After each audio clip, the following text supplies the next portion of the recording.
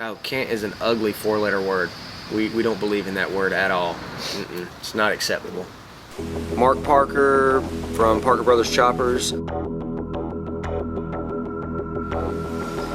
Professional grease monkey. I burn myself and cut myself about 20 times a day for a living. And somehow in the midst of it, I make really weird motorcycles that people like. We started building like when we were little kids, bicycles and go-karts and motorcycles and pretty much anything we'd get our hands on. We started the business, Parker Brothers actually started up about six or 7 months ago.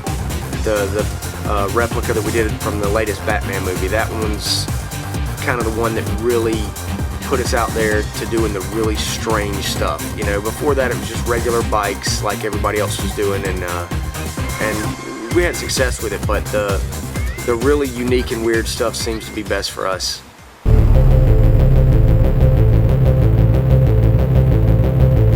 We just finished the Bat Pod, and it was on the internet, and people were liking it and everything, and we were looking for something to kind of outdo the Bat Pod, something that would take it to the next level, because we don't want to settle for, okay, we're good with this, let's just stay with that. We want to find that next big thing.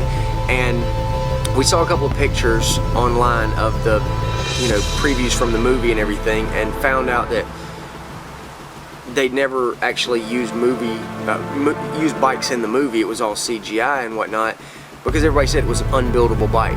So right there, that's all we needed to hear. If it can't be built, we've got to build it. So any kind of challenge like that just drives us. So we sat down and started sketching some stuff out on paper, getting some dimensions, and took us about a half hour. We had the whole bike designed and started building it. Well, they've got Suzuki motors in them. It's a V-twin 1000cc TL motor. Top speed's probably going to run somewhere in the 120 to 130 range.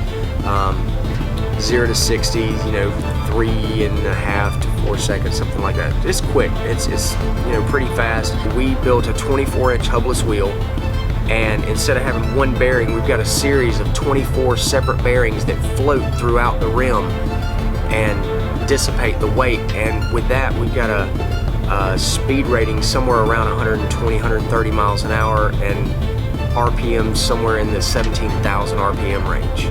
So I doubt anybody's ever going to test that. Somebody may, I don't know, I may. We kind of like to over-engineer things, If I need it to go 100 miles an hour, I want to make it to go 200 miles an hour.